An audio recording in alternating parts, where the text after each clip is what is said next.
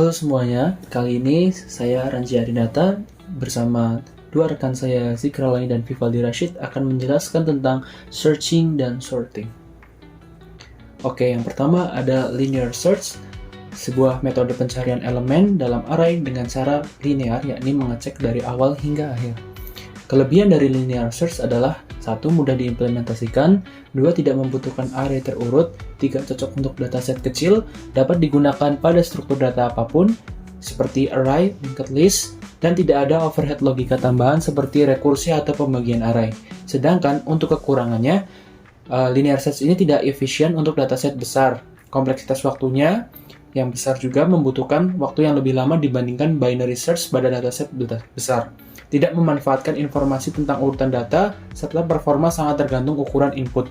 Berikut adalah simulasinya. Baik, untuk contoh kasus linear search adalah suatu hari ketika kita ingin mencari daftar nama buah favorit teman-teman dalam sebuah aplikasi pencatat. Di dalam aplikasi tersebut sudah disimpan daftar nama buah dalam array string. Nah, kita ingin mencari tahu apakah buah yang diinputkan pengguna ada di daftar tersebut dengan mencocokkannya satu persatu. Misalnya, ada sebuah string array berisi apel, pisang, anggur, kiwi, jeruk, dan nanas. Kita akan mencari kiwi. Apakah kiwi ada di sana? Nah, langkah pertama dari linear search adalah kita akan membandingkannya elemen satu persatu dari awal. Jika data belum cocok dengan data yang dicari, maka pencariannya akan berlanjut. Tapi jika data yang telah ditemukan, maka pencariannya berhenti. Contoh pertama, kita akan mencari dari paling kiri, yaitu apel. Apakah apel itu kiwi? Jelas salah dong. Maka kita lanjut ke indeks ke selanjutnya. Apakah pisang sama dengan kiwi? Masih salah juga. Maka kita lanjut lagi. Apakah anggur sama dengan kiwi? False juga. Lalu lanjut sampai akhirnya kita perlukan ada kiwi di indeks ke 3. Karena data yang dicari sudah cocok, maka pencarian berhenti dan mengembalikan nilai true. Untuk kode implementation-nya adalah seperti ini. Lanjut, ada binary search, metode pencarian elemen dengan berbagai array terurut menjadi 2 bagian. Untuk kelebihan binary search, yang pertama adalah lebih cepat dari linear search untuk data besar dan memiliki kompleksitas waktu yang lebih kompleks dan efisien untuk mencari dalam perulangan dalam data yang sama. Cocok juga untuk struktur data terurut seperti tree dan array dan dapat diimplementasikan secara iteratif atau rekursif. Kekurangan dari binary search adalah hanya bekerja pada data yang telah diurutkan. Yang kedua, ada implementasi sedikit lebih kompleks dan harus menjaga data tetap terurut, dan tidak cocok untuk linked list, overhead logika dalam membelah array. Berikut adalah simulasinya. Binary search. Di sini kita akan menggunakan kasus mencari harga buku dalam daftar terurut. Misalnya dalam sebuah aplikasi inventaris toko buku, kita menyimpan daftar harga buku dalam array yang sudah diurutkan. Kita ingin mengecek apakah ada buku dengan harga tertentu menggunakan algoritma binary search yang bekerja dengan membagi array secara berulang.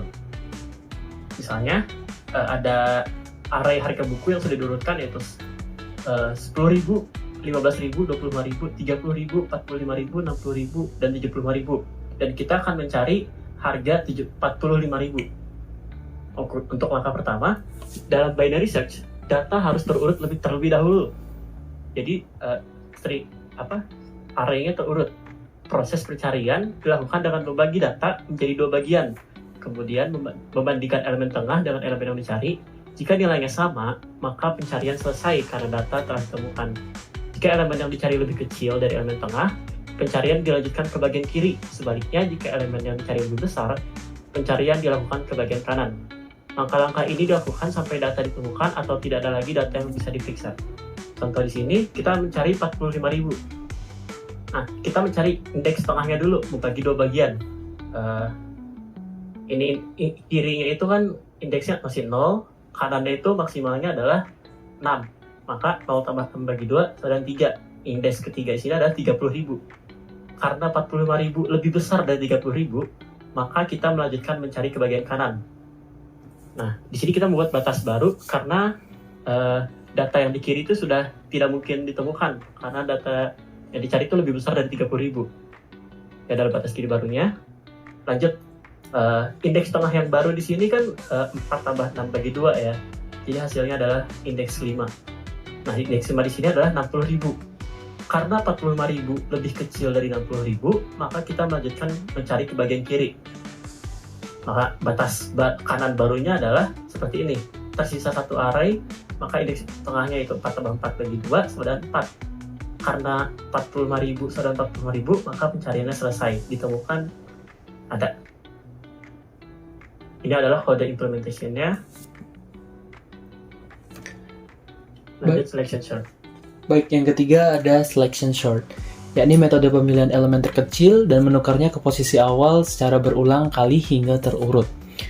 Untuk kelebihan dari selection sort adalah yang pertama adalah mudah dipahami dan diimplementasikan, tidak membutuhkan memori tambahan, performa stabil di dataset kecil, menulis kode debug lebih mudah dan tidak tergantung pada data awal. Untuk kekurangannya sendiri, tidak efisien untuk dataset besar, kompleksitas waktu, banyak operasi penukaran, lambat dibanding algoritma sort lainnya seperti merge dan quick sort, dan tidak stabil, yakni posisi elemen sama bisa berubah. Berikut adalah simulasinya.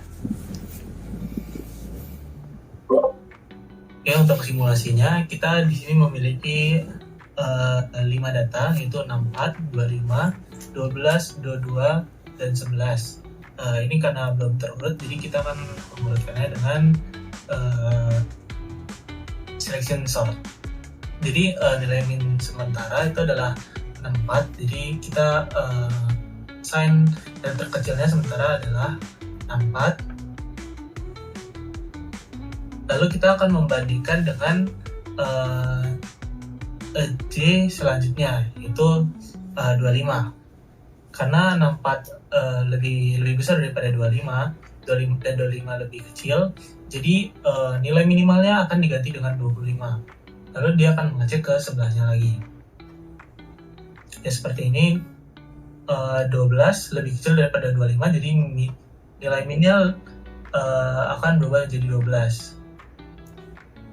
Nah, di saat nilai minnya itu lebih kecil daripada nilai J-nya, dia tidak berubah, nilai minnya tetap 12.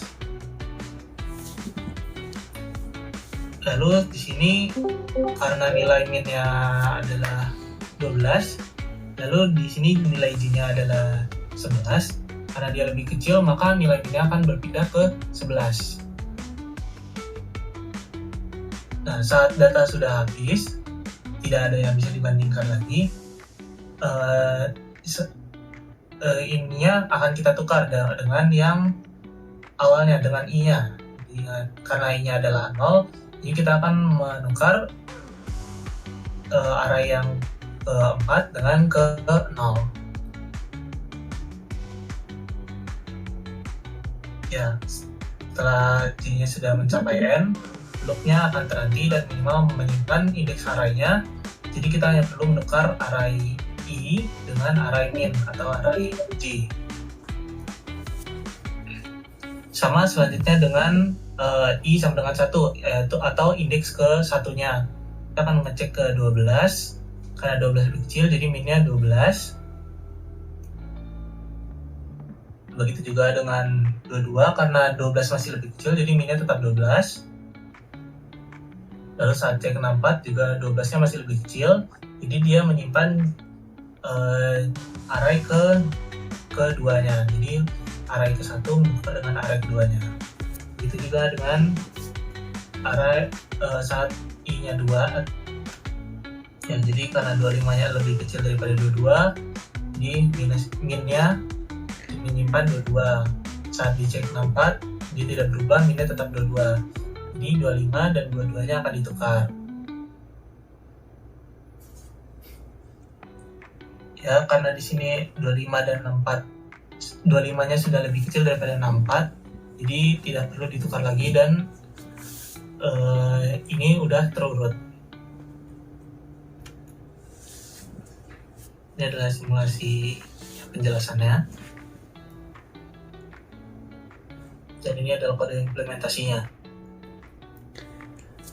Untuk yang terakhir ada insertion sort, yakni metode penyisipan elemen ke tempat yang sesuai dalam subarray yang telah diurutkan.